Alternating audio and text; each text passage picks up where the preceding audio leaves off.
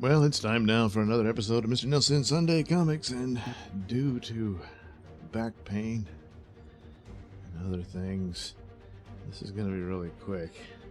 I managed to do quite a few videos sitting awkwardly, but whatever. Plus, I'm going to try to go back to work tonight. And, so it's been a bad week. But anyway, we're almost done with the Eternals. When Gods Walk There, issue 18. So here's Icarus being attacked by, the nerve beast. And he's like, you, disgusting, you. And he's not wrong. Look at that thing. Speak, Icarus, or suffer is no being ever. Oh, that's I thought that was not Ajax, that's Druid. Speak, Icarus, or suffer is no being ever. No, Druid, if I do, it means the Earth's destruction. Well, that's the idea. Icarus comes home to face his evil cousin and the maddening menace of the Nerve Beast. Yeah, so Druid was quite the villain. Not Icarus in the actual story. And it just goes to show you that, we've seen some deviants that are not all bad. And now we're seeing some Eternal that can be evil. Because there's good and bad in everything. That lesson is completely lost in the film and lost in today's era, but Kirby knew it. Kirby knew it. So anyway, the space gods are back, once recorded in ancient stone by the ancestors of modern man. The great celestials now roam our world in awesome majesty, while cameras click and endless reams of tape stamp their massive images for study. But among the Eternals there is one who would do more than that. He would dare to kill a space god. This is evil and dangerous, Druid. I beg you not to involve me in your mad plan. You'll do exactly as I tell you, Sigma. Now, load that time-worn image translator and activate it. Wow, look at all this. As the translator is activated, the resurrected image of an ancient tragedy unfolds. It was during the visit of the second celestial host to Earth that the space gods fought amongst themselves, and one of them was destroyed. So I guess it's Golden Boy here. He's sitting here. I'm not a part of this. Bzz, There he goes. You can see how the weapon was used. It converted the celestial to pure energy. Don't play me with claptrap. I see something blasting the giant, but its construction is not clear. Yeah, you only get a little bit of the gun barrel. That's not enough to tell you how to make one of those. But, boy, it looks like it worked, huh? So anyway, though it happened countless centuries ago, I'm still shaken by the sight of it. This is the only record in existence of such an awesome event. But the weapon! There was not enough seen of it to define the source of its power. To make another would be impossible. All that is known of the weapon was translated on the scene by this ancient image block. You lie, Sigmar, you lie! Well, they're still using Betamax. Maggot-ridden wizard! Did you think to allay my anger with such a witless maneuver? No! Did you think I'd accept this junk as the final evidence? Fool! Your machine was not the only witness at that ancient incident. You forgot to include those who used it. By all the honor, Druid, don't pursue this further. His clothes change color? Anyway, there were polar Eternals present, and among them you, Sigma! You were there! Oh, yeah. I thought you forgot about that. You dream of playing with a force which only the space gods can control. Think, Druid, think! You know of the weapon. It is a celestial weapon. I could not duplicate it. But you tried, didn't you? It was in your possession. You still have it. So, dog, thus the truth unfolds and lays bare what I seek. Where is it, Sigmar? Where is the weapon? I don't know, Druig. I've moved around a lot, left in storage somewhere. But I don't know if I remember to pay the rent. It was taken from me by your great father Valken. At that moment, Sigmar finds himself bathed in flame. Ah! Why do you scourge me? Ah! I've told you everything. Not yet, old wizard. There is still a tiny gap to cross. No. It would mean to betray the confidence of Valken. He hid the weapon. You will when you weaken. Okay. You will when you weaken. Speak, craven one, or the flames grow hotter. The key to its whereabouts lies within Icarus. Icarus, father's fair-haired nephew. It would be Icarus who has chosen to bear this cosmic secret. So anyway, we skip ahead. Looks like we're back at Cersei's place.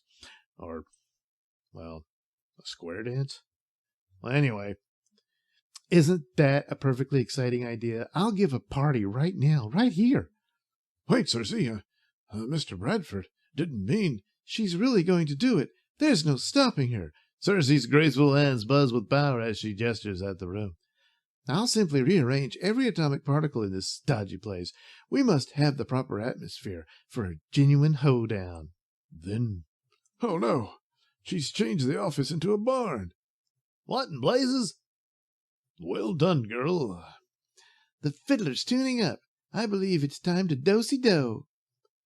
There are indeed mysteries within certain females which surmount holocausts and space gods. Great Zuras has spoken. Shall we dance, Makari? At this moment, it would be ridiculous not to. Yeah. Later on, they hooked up. I guess they still could, but it would be a lesbian thing. And which they might do. Except, anyway. I don't believe it. This is utterly fantastic. Calm yourself, Bradford. It's not the most unpleasant way to await the return of Icarus. So they're waiting on Icarus wherever he is. Oh, look, here he is. Those blazing bolts are stalking my every maneuver. I can feel a sharp magnetic pull from the center of the cloud. Then, it's a trap. I'm its prey. Oh. I guess we missed something. I guess I had to skip ahead. He's got some device on his chest. Icarus struggles in vain against the forces in the cloud. He is drawn like a fly into its glowing nucleus. Suddenly, the cloud contracts about its victim. It flashes like a tiny nova and vanishes from the skies. Gone. At that precise moment in the polar mountains. Speak, wizard, is it done? Icarus is taken. The dimension cloud is transmitting his atoms to this very laboratory at the speed of light. Which means he'd be there right now. Save the gibberish for your fellow intellects. Show me Icarus. Behold, he materializes in the atomic reassembler. I've watched Star Trek. I know how it works. I see him. You've truly done it, Sigmar. Fortunately, he lies in shock. He cannot use his disintegrator I-beams against us.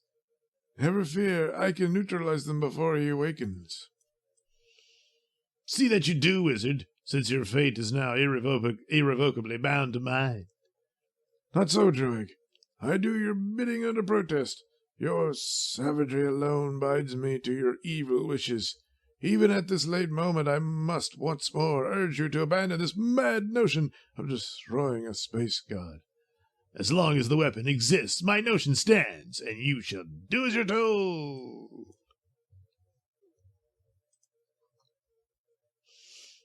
Yeah, skipped ahead, but here they are, doing some surgery on Icarus. Strong beams of electrical force stab into the core of nerves. I underestimated your handiwork, Sigmar. An army could not do this to him. I curse you and your plan. Icarus is suffering. Poor Icarus, it's too much to bear. Come back, you weakling. If you haven't the spine to see this through, I'll strap you to one of your own machines. There's no need of that. The task is done. I intend to remove the animal. Oh, this is the nerve beast. Okay.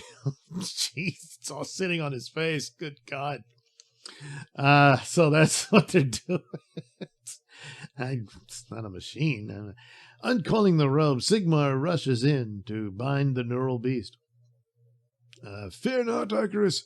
This thing will cause you no further pain. Off with you, demon spawn, back to the sanctum of your cage.